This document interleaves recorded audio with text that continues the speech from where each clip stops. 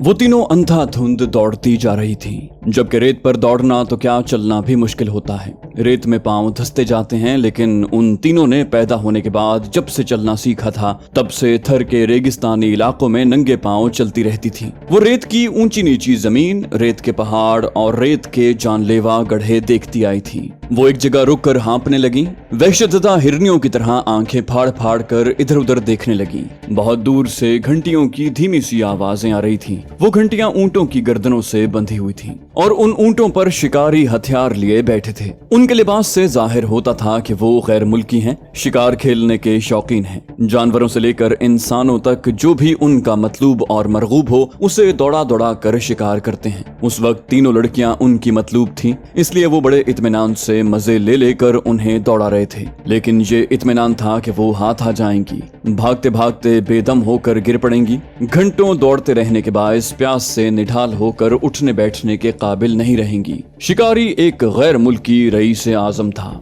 धूप की तपिश से महफूज रहने के लिए महमिल वाले ऊंट पर सवार थे। उसके खास हवारी 6 ऊंटों पर थे, बाकी 8 ऊंटों पर खैमे लगाने और खाने पीने का सामान था। वहाँ के मकामी मुलाजिम उन 15 ऊंटों के साथ दौड़ते जा रहे थे। इस शानो शौकत के साथ वो रईस आजम शिकारी ऐशो आराम का तमाम सामान लिए एक काफिले की सूरत में जा रहा था। इन 15 ऊंटों की गर्दनों में जानबूझकर घंटियां बांधी गई थीं ताकि शिकार होने वाली लड़कियां घंटियों की आवाज सुनकर खौफजदा होती रहें और ये समझती रहें कि शिकारी आ रहे हैं और वो पीछा छोड़ने वाले नहीं। इनमें से एक का नाम कुलसूम था, उसे कुलसी कहकर पुकारा जाता था। दूसरी का नाम तारा और तीसरी का नाम रानी था। कुलसी 12 बरस की थी, अभी जवानी उससे दूर थी। उसे जवानी की तरह चमकाने की कोशिश की जाती तो वो टूट जाती। लेकिन मुर्गी खाने वाले चूजे का भी सूप पीते हैं, किसी के टूटने पर उन्हें रहम नहीं आता।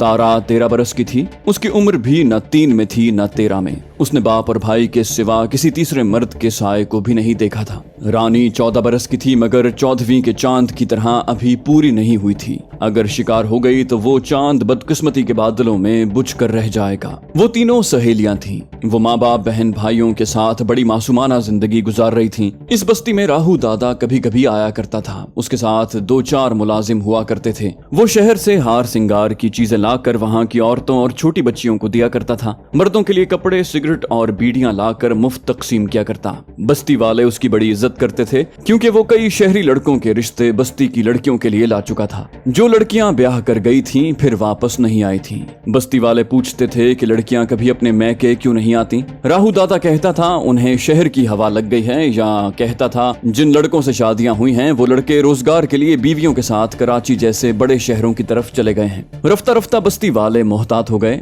राहू दादा से कतराने लगे। उसकी लाई हुई चीजों को कबूल करने से पहले इनकार करने लगे। उनमें जो लालची थे, अपनी बेटियों को बोझ समझते थे, वो सब उसे झुक कर सलाम करते थे। अपनी लड़कियों को उन लड़कों के हवाले कर देते जिन्हें राहू दादा दुल्हा बनाकर लाया करता था। इस तरह इस बस्ती के लोग 2 मुख्तलिफ ग्रोहों में बट गए। उनमें से एक ग्रोह राहू दादा का हिमायती था और दूसरा ग्रोह उसकी मुखालिफत में कहता था कि तुम सब बेगैरत हो गए हो। तुम्हारे दिल अंदर से कहते हैं कि अपनी लड़कियों से नाइंसाफी कर रहे हो, लेकिन ढिठाई से कहते हो कि ये बेगैरती नहीं है, क्योंकि तुम उन्हें दुल्हन बनाकर उनका निकाह पढ़वा कर रुखसत करते हो। वो तीनों सहेलियां कमसिन थीं, लेकिन घर की बड़ी औरतों की सरगोशियां सुनती थीं कि वहां से ब्याह कर जाने वाली लड़कियों के साथ क्या होता होगा। वो वाज़े तौर पर समझ नहीं पाती थीं कि लड़कियों के साथ कैसा सलूक किया जाता है, लेकिन उनके दिलों पर खौफ तारी हो गया था। वो तीनों एक दूसरे से कहती थीं जो भी होता हो हमें अपनी बस्ती से बाहर कभी नहीं जाना। गरीब लड़कियों के इरादा करने से और इनकार करने से कोई फर्क नहीं पड़ता। उनके वालिदैन भी मजबूर और मोहताज होते हैं।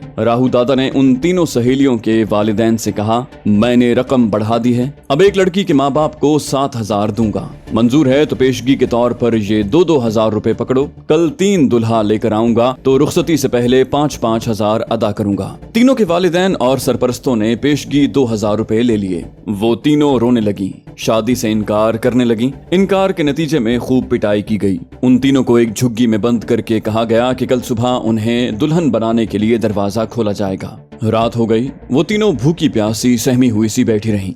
12 बरस की कुलसी ने कहा, मुझे बड़ा डर लग रहा है। 13 बरस की तारा ने कहा, मेरी चाची और चाचा मुझसे कितनी मोहब्बत करते थे, मगर आज उन्होंने मुझे बहुत मारा है। क्या मैं उन पर बोझ बन गई हूँ? रानी ने कहा, मैं तुम दोनों से बड़ी हूँ, तुम दोनों से ज्यादा समझती हूँ। हमारा इनकार कोई नहीं सुनेगा। मैं जो कहती हूँ वो करोगी तो शायद हमारे साथ वो न हो जो दूसरी लड़कियों के साथ हो चुका है। तारा ने कहा, तुम जो कहोगी हम वही करेंगे, मगर ये शादी नहीं करेंगे। रानी बोली, तो फिर मेरी बात मानो, यहाँ से भाग चलो। कुलसी और तारा ने उसे चौंक कर देखा। तारा ने पूछा, हम भाग कर कहाँ जाएंगे? ऊपर आसमान है और नीचे रेगिस्तान। पता नहीं कितनी दूर कोई बस्ती होगी और पता नहीं उस बस्ती के लोग भी हमारे सर पर हाथ रखेंगे या नहीं। रानी ने कहा, कोई हमें पनाह नहीं देगा तो ये हमारे मुकद्दर की खराबी होगी, मगर मैं ऐसी जगह दुल्हन बनकर नहीं जाऊंगी जहाँ से कोई वापस नहीं आती। तुम दोनों मेरी बात नहीं मानोगी तो मैं अकेली यहाँ से चली जाऊंगी। तारा ने कहा, हम हमेशा दुख सुख में साथ रहते आए हैं, आज भी साथ रहेंगे। क्यों कुलसी, तू बोल, साथ चलेगी या अपनी तकदीर यहाँ फोड़ेगी? कुलसी ने कहा, तुम दोनों जाओगी तो मैं यहाँ अकेली नहीं रहूंगी। वो तीनों एक दूसरे से गले लगकर रोने लगी। उन्होंने कभी सोचा भी नहीं था कि घर से भागना होगा और इतनी बड़ी दुनिया में जाना होगा जिसे पहले कभी नहीं देखा। हद नजर तक सिर्फ रेगिस्तान ही देखा था। वो ये भी नहीं जानती थी कि सबसे करीबी बस्ती 10 किलोमीटर के फासले पर है। वो किलोमीटर का हिसाब भी नहीं जानती थी। रात गुजरती जा रही थी। पता नहीं क्या वक्त हुआ होगा। पहले वहाँ किसी के पास घड़ी नहीं थी। उन्होंने आपस में चंदा जमा करके एक घड़ी खरीदी। वो घड़ी उस झुग्गी में हुआ करती थी जहाँ चंद नमाजी बाजमात नमाज पढ़ा करते थे। फिर राहु दादा उन्हें कलाइयों पर बांधने वाली सस्ती घड़ियां ला कर देने लगा। इन लड़कियों के पास घड़ियां नहीं थी। वो अंग्रेजी गिनती नहीं जानती थी। अगर घड़ी होती तो उसके 2 कांटे देख सकती थी, मगर क्या वक्त हुआ है ये नहीं बता सकती थी। उस वक्त वो घुप अंधेरे में बैठी हुई थी। घड़ी क्या नजर आती जबकि वो एक दूसरे को दिखाई भी नहीं दे रही थी। कुलसी ने पूछा, हम यहाँ से कैसे निकल सकेंगे? रानी ने कहा, अभी खामोश रहो, सबको गहरी नींद सो जाने दो। उस वक्त गहरा सन्नाटा था। दूर तक किसी की आवाज सुनाई नहीं दे रही थी। वहाँ तमाम झुग्गियां सरकंडे की मुलायम और पतली लकड़ियों से बनाई गई थी। इन पतली कमचियों को एक दूसरे से जोड़कर दीवारें बनाई गई थी। वो रानी की हिदायत के मुताबिक अपनी उंगलियों से उन कमचियों को अलग करके तोड़ने लगी। एक कमची के टूटने से हल्की सी आवाज पैदा होती थी। वो आवाज रात के सन्नाटे में गूंजती हुई सी लगती। वो ठहर ठहर कर उन्हें तोड़ रही थी। बड़ी देर के बाद उस दीवार का इतना हिस्सा टूट गया जहां से वो गुजर कर बाहर निकल सकती। एक सहेली ने दूसरी सहेली का हाथ पकड़कर उसे अपने सीने पर रखा। उसका दिल खौफ के मारे बहुत तेजी से धड़क रहा था। सिर्फ उसी का नहीं, तीनों के दिल खौफ से धड़क रहे थे। बाहर पिछले पहर का चांद निकल आया था। कोई भी उन्हें नहीं देख सकता था। रानी ने उन दोनों से सर जोड़कर सरगोशी में कहा, पहले मैं निकलती हूँ, तुम दोनों मेरे पीछे चली आओ। वो दोनों से अलग होकर उस टूटे हुए हिस्से की तरफ आई, लेकिन बाहर निकलने से पहले ही पीछे हट गई। किसी बूढ़े के खांसने की आवाज सुनाई दी थी। उन्हें ऐसे लगा जैसे झुग्गी की टूटी हुई दीवार को किसी ने देख लिया हो और वो खांसता हुआ आ रहा है। वो तीनों बड़ी देर तक सहमी रहीं। फिर उन्हें यकीन हुआ कि कोई नहीं आ रहा। किसी झुग्गी में सोने वाला बूढ़ा खांस रहा था। वो तीनों अल्लाह का नाम लेकर चारों हाथ पांव से रेंगती हुई झुग्गी से बाहर निकल आईं। एक दूसरे के हाथों को थामकर आसपास दूर तक देखा, फिर दबे कदमों वहां से जाने लगी। रेत पर चलने से आवाज नहीं उभरती, लेकिन उस इलाके में रहने वालों की कुव्वते समात इतनी तेज थी कि वो झुग्गी के अंदर बैठ कर देखे बगैर बता देते थे कि कहीं करीब से आदमी गुजर रहा है या कोई जानवर। उस वक्त सभी गहरी नींद में थे, इसलिए रेत पर उनके कदमों की आवाज किसी ने नहीं सुनी। बस्ती से दूर निकलते ही वो दौड़ने लगी।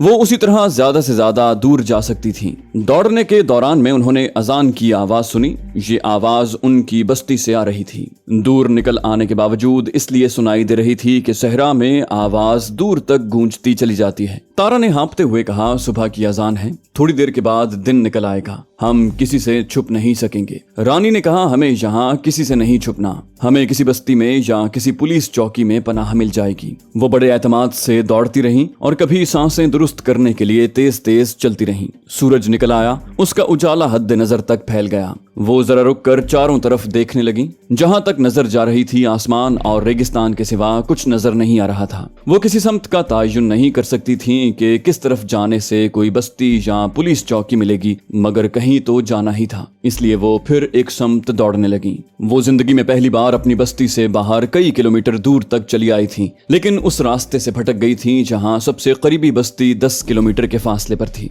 वो किसी दूसरी सम्त जा रही थी। सूरज अब अपनी हरारत से उन्हें झुलसाने लगा था। धूप तेज हो रही थी। जब वो सर पर पहुंचा तो पता चला कि आधा दिन गुजर चुका है। वो पिछली तमाम रात जागती रही थी और आधे दिन तक दौड़ती रही थी। थकन के बायस उनके कदम लड़खड़ाने लगे थे। वो बेदम होकर गिरने वाली थी। ऐसे ही वक्त रेत के एक टीले पर से दूर एक बस्ती दिखाई दी। उसे देखकर उनमें जान आ गई। वो फिर डगमगाते हुए कदमों से चलने लगी।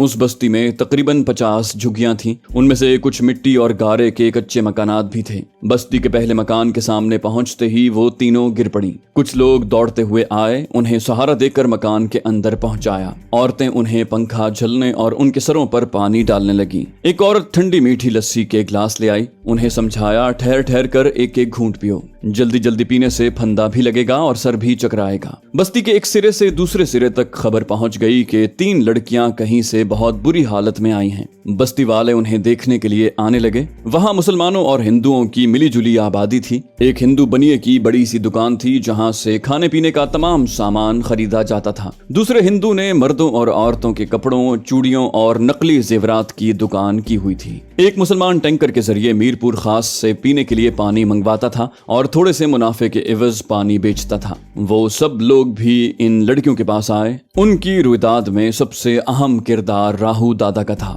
वो पूरे थर के इलाके में शैतान की तरह मशहूर था। उसका नाम सुनकर बहुत सी औरतें और मर्द वहां से चले गए। अपने घरों की तरफ जाते हुए एक दूसरे से कहने लगे कि ये राहू दादा से बच नहीं पाएंगी। वो इन लड़कियों की तलाश में निकल पड़ा होगा। वो या उसके हवारी इस बस्ती में भी जरूर आएंगे। हमें इस मामले से दूर ही रहना चाहिए। जो मुसलमान वहां पानी फरोख्त करता था उसने तीनों से कहा, तुम मेरी बेटियों जैसी हो, मेरे घर चलो और आराम से खा पी कर सो जाओ। रात को सफर करना मुनासिब नहीं है। दोपहर को चलोगी तो आधी रात को मीरपुर पहुंचोगी, इसलिए कल सुबह यहाँ से जाओ। वहाँ कुछ औरतें और मर्द राहू दादा को गालियां दे रहे थे और अपनी बेबसी भी जाहिर कर रहे थे कि वो पूरे इलाके में पुलिस वालों से बनाकर रखता है। बाहर के मुल्कों से शिकार खेलने वाले अमीर कबीर शिकारियों का दल्लाल है। वो बड़े मजबूत जराए का मालिक है और खूब दौलत कमाता रहता है। वो तीनों पेट भर कर खाने के बाद उस मुसलमान के घर में सो गईं। वो उस बस्ती से मीरपुर खास तक उस्मान पानी वाला कहलाता था। शाम को एक हिंदू जवान धर्मदास एक ऊंट पर बैठकर आया। वो हफ्ते 2 हफ्ते में एक बार वहां आता। उस बस्ती की औरतें जिन कपड़ों पर कढ़ाई करती थीं और मुख्तलिफ किस्म के खिलौने बनाती थीं,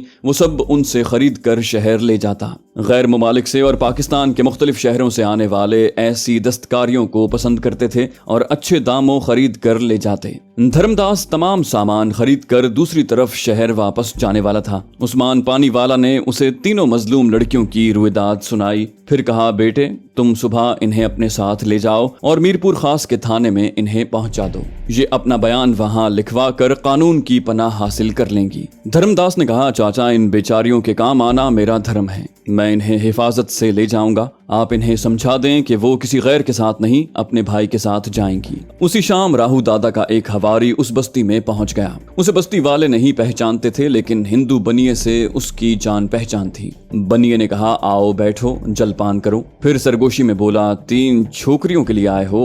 वो बोला, हाँ यही पूछने वाला था। क्या वो तीनों यहाँ हैं? बनिए ने कहा, हैं, मगर तुम किसी और से उनके बारे में न पूछना। राहू दादा से कहना यहाँ न आए। बस्ती वाले उसके खिलाफ हैं। कोई राहू दादा का कुछ बिगाड़ तो नहीं सकेगा, मगर यहाँ कुछ मुसलमान ऐसे हैं जो मरने मारने पर तैयार हो जाएंगे। उस हवारी ने कहा, गुरधारी भाई तुम तो जानते हो राहू दादा अपने शिकार को छोड़ता नहीं है। वो पूरे हथियार वालों के साथ आएगा तो यहाँ सब ठंडे पड़ जाएंगे। बनिया बोला, जब लड़कियां आसानी से मिल जाएंगी तो राहू दादा को यहाँ आने की क्या जरूरत है? हवारी बोला, वो किस तरह आसानी से मिल जाएंगी? बनिया बोला, दस्तकारी का सामान खरीदने वाला धर्मदास आया हुआ है। मैंने मालूम किया है, वो कल सुबह उन तीनों को यहाँ से मीरपुर खास ले जाएगा। हवारी ने पूछा, क्या बात पक्की है? बनिया बोला, बिल्कुल पक्की है। झूठ कहूँ तो दादा आकर गोली मार दे। मैं एक चिट्ठी लिख देता हूँ, राहु दादा उसे पढ़कर समझ लेगा और खुश होकर मुझे थोड़ा बहुत कमीशन जरूर देगा। हवारी उसकी लिखी हुई चिट्ठी लेकर चला गया। वो तीनों बुरी तरह थकी हुई थी। दोपहर से रात गए तक सोती रहीं।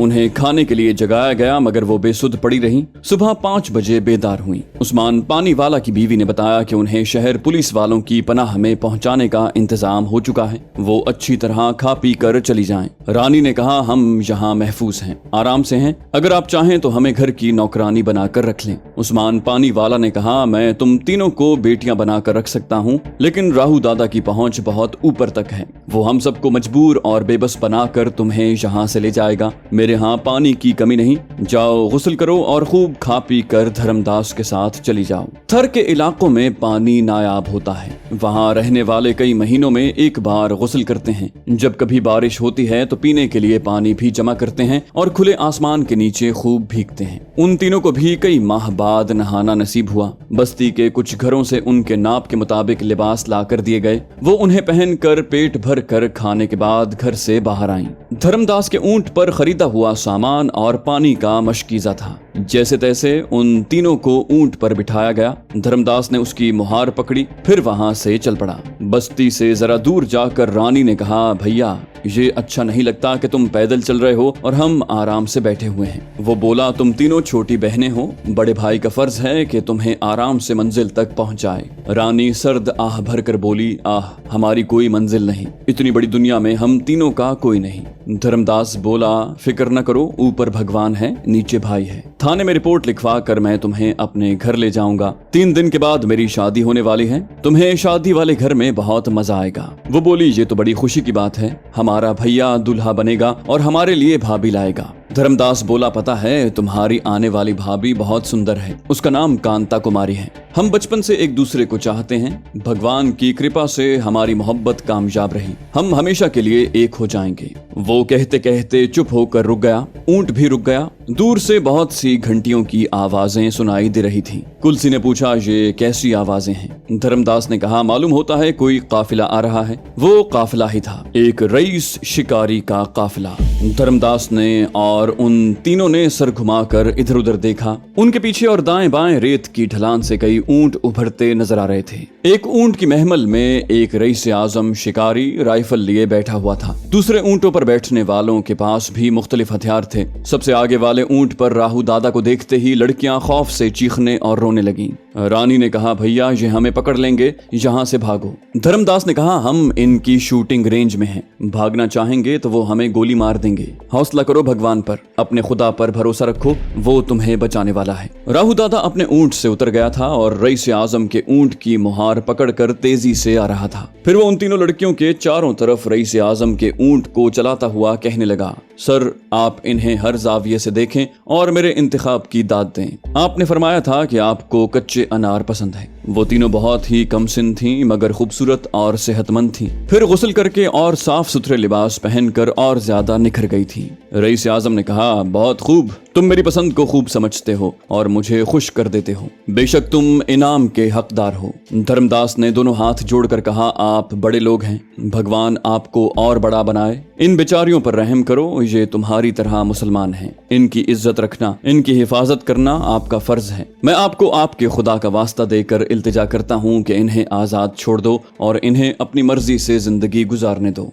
धर्मदास जो कह रहा था, राहु दादा उसका तर्जुमा गैर मुल्की जबान में कर रहा था। रईस ने सुनने के बाद कहा, इस जबान की आखिरी बात दिल को लगी है, इन्हें आजाद छोड़ दिया जाए। राहु इनको जाने दो। राहु दादा ने कहा, सर कह रहे हैं तुम इन तीनों को ले जा सकते हो। धर्मदास ने फिर दोनों हाथ जोड़कर सर झुकाकर शुक्रिया अदा किया। फिर अपने ऊंट को लेकर आगे बढ़ने लगा। शिकारी का काफिला उसी जगह रुका रहा। वो सब उन 3 लड़कियों को ऊंट पर बैठकर जाते देखते रहे। राहु दादा ने कहा, सर हुक्म दें। रईस आजम ने कहा, सब्र करो, जब तक चूहे बिल्ली का खेल न हो शिकार का मजा नहीं आता। क्या तुमने कभी देखा है बिल्ली चूहे को पकड़ती है, छोड़ती है, फिर पकड़ती है, फिर छोड़ती है, मगर उसे छुपने और बचने का मौका नहीं देती और आखिर उसे शिकार कर लेती है। धर्मदास उन्हें लेकर दूर निकल आया था। तब रईस आजम ने राइफल सीधी की, टारगेट लेंस से एक आंख लगाकर निशाना लिया, फिर ठा की जोरदार आवाज के साथ गोली चला दी। धर्मदास के हलक से चीख निकली।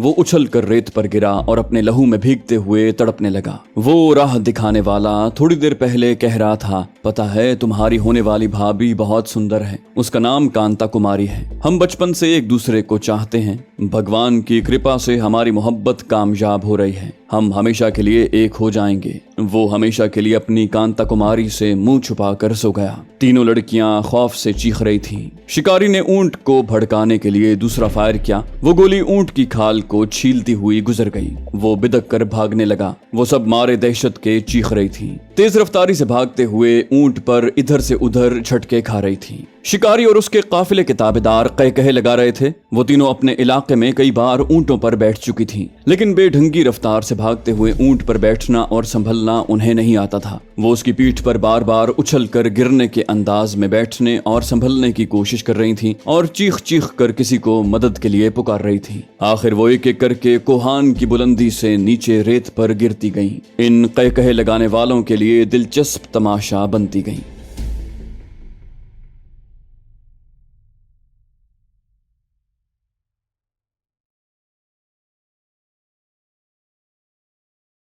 तो दोस्तों, ये थी हमारी आज की एपिसोड। उम्मीद करते हैं आपको हमारी कहानी पसंद आई होगी। जाने से पहले इस वीडियो को लाइक कीजिए और शेयर करना मत भूलिए। कमेंट करके हमें बताइए कि आपको हमारी वीडियो कैसी लगी। और अगर अभी तक आपने इस चैनल को सब्सक्राइब नहीं किया तो इसे सब्सक्राइब कीजिए और बेल आइकन दबाकर ऑल नोटिफिकेशंस ऑन कर लीजिए।